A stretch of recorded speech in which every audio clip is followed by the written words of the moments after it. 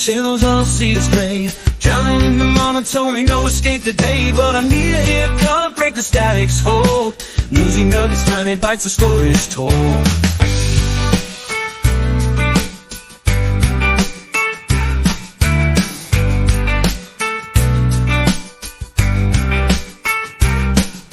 Say goodbye to boredom, headlines made of gold.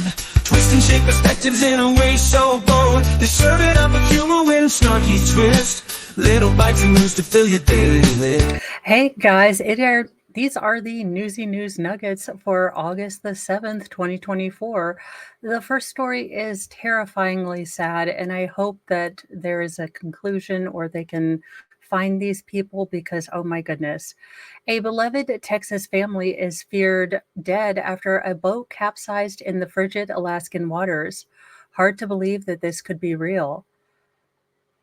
A beloved Texas couple and their beloved Texas couple and their two young sons are feared to be dead after the boat that they were on capsized and sank into 51-degree water off a remote coastline in Alaska.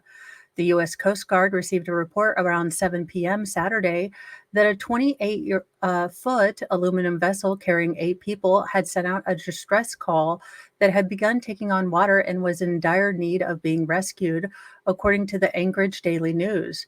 The radio broadcast was quickly sent out by the Coast Guard to other ships in the area to aid the rescue about 16 miles off the coast of Homer, Alaska, branch spokesperson Travis McGee told the outlet. McGee said the ship Salty Sea responded to the call before rescue personnel could reach the sinking vessel and saved 4 people stranded in a life raft in the frigid water. The 4 are expected to be okay and not injured. However, Mary and David Manyard, along with their 2 young sons, Colton, 11, and Brantley, 7, remain missing. Family friend Stetson Chase provided a statement on Facebook Monday on behalf of Mary Maynard's parents and confirmed that the Troy, Texas family were on board the ship that was sinking and have yet to be found. And they look like such a lovely family, and this is such a tragedy, for the parents and for the children, and then for the entire extended family that are dealing with it, just massive loss. I can't imagine. My heart truly goes out to them because I couldn't imagine. Mary and her husband and 2 sons were lost at sea last night in Alaska after their vessel capsized, Stetson wrote. I can vouch for many that they were a wonderful, caring, and loving family that deserves to be brought home. The Coast Guard immediately launched a search and rescue for the missing family around the area where the boat sank, using a helicopter, plane, cutter, and 2 other vessels, and the help of Alaska wildlife troopers and Good Samaritan boats to scan the area where the ship sank. The efforts were ultimately suspended around 6 p.m. on Sunday. Anytime we make a decision to suspend a search and rescue case is a difficult one to make, the Coast Guard Petty Officer Shannon Kearney told KCNE TV. The cases that are suspended, they're only suspended pending the development of new information. If anything comes to light, any new information that we get, we are more than happy and willing to go out and continue searching. Our hearts are definitely with the families and friends right now as they grieve. Just days before they went missing, David Mannard shared photos of scenery in Alaska and a bear he saw while out with his family. Just tragic, just so tragic. After 4 days in Alaska, finally I got to see my first bear. No picture can ever show just how beautiful this place truly is, the missing father captioned his last post. Mary Maynard, 37, was a traveling nurse, and David Maynard stayed at home with the children and had a lawn care business. Family friend Christy Wells told the Associated Press that their 2 boys both played soccer and baseball. She added that the Maynard family enjoyed spending time with friends and relatives and traveling. Cassandra Martin, a longtime friend of the Maynards, told KWTX that she's devastated of the news of what happened to the beloved family. It's hard to believe that this could be real, a heartbroken Martine said. Mary and her husband and her boys were all beloved members of our community. I do hope that they can find the remains and give them back to the family and friends and give them closure for whatever it's worth. Look, grief is just a wrecking ball, and it sucks donkey balls. I'm not gonna lie. Grief is just terrible, and it's a suck club, and no one wants to join it. But for whatever it's worth, I do hope that they get closure and they can give them a nice memorial. Watch your kids if they're going to Mexico. Oklahoma college students suspect they were drugged after ordering water and experiencing jerky movements during a Cancun vacation. It could happen to anyone, they said. Be careful, take bottled water, don't accept drinks from strangers. This is terrifying as a mom of two girls that are getting ready to take more independent steps in the world. And I know just how much the world will kick you in the teeth. Uh, and I know as a parent, sometimes our kids need to go through these things where they learn on their own. But I'm having a little hard time with that as a parent. I don't want to be a helicopter parent. I don't want to stifle them, but my goodness, sending them out into a cruel world and hoping that you gave them all the tools is nerve-wracking. Two Oklahoma students' dream vacation to Mexico quickly shifted into a nightmare when they fell violently ill from water at a resort bar, as doctors feared it may be laced with a dangerous substance. Kaylee Pitts and Zara Hull were in Cancun last Thursday to enjoy a vacation they had planned with a group of friends, according to KOCO. Their trip started out smoothly until they went to the resort's pool bar on Friday with their boyfriends and each ordered a glass of water. The two Oklahoma University students suddenly started to slump over in a daze, according to the outlet. The last thing I remember is that they asked for a glass of water, Hull's boyfriend's mother, Stephanie Snyder, told the outlet. Their heads went down and they slumped on the bar. Snyder claimed that Hull began experiencing jerky movements soon after drinking the water. Unable to walk, the two college students were taken back to their room in wheelchairs. We were out. We couldn't walk. We couldn't talk. We couldn't do anything, Pitts told News 9. Pitts said it hurt to open her eyes and she was very nauseous and couldn't move the next morning. Meanwhile, Hull suffered stomach convulsions and was rushed to a Mexican hospital. I started having convulsions in my stomach, so they called 911, Hull told News 9. The ordeal went to worse when the hospital she was taken to demanded she dish out $10,000 deposit before she began her treatment. With her seizures continuing, the young college student had no choice but to lay out the money, she said. It was so scary because there's times I'm like, am I going to get out of this? Hull shared. Mexican doctors intubated Hull and she received a CT scan and was placed into the ICU, according to a GoFundMe set up for her medical expenses. At the same time, her boyfriend, Jake Snyder, paid $200 to stay overnight in the hospital room. The hospital was not treating her. They were pumping her so full of so many drugs to keep her sedated, Snyder claimed in a Facebook post Monday. They intubated her and told Jake it was sedation for an MRI. There's no need to sedate her, let alone intubate her. We knew we needed to get her out of there and back to the U.S. The foreign hospital then demanded another $25,000 by Sunday morning to continue treatment or $5,000 for release. The Oklahoma college student said. Hull's family and friends contacted the U.S. Embassy, advising them to get her back to the U.S. immediately to get proper care. We contacted the U.S. Embassy and were told they couldn't do anything to help as long as she was in the hospital. So they gave us contacts of people who could help transport her out of the hospital and medical flight people to contact. Hull's family was forced to shell out a $26,000 deposit for her medical evacuation back to the U.S. The evacuation number is about $60,000 at this point, Hull's mother, Riley Works, told News 9. Fortunately, a generous family friend of the Hulls picked up the tab, and the young college student was able to get a med flight to a hospital in Dallas Saturday night. Pitts and her boyfriend arrived in Dallas on Monday and immediately rushed to check on her best friend in the hospital.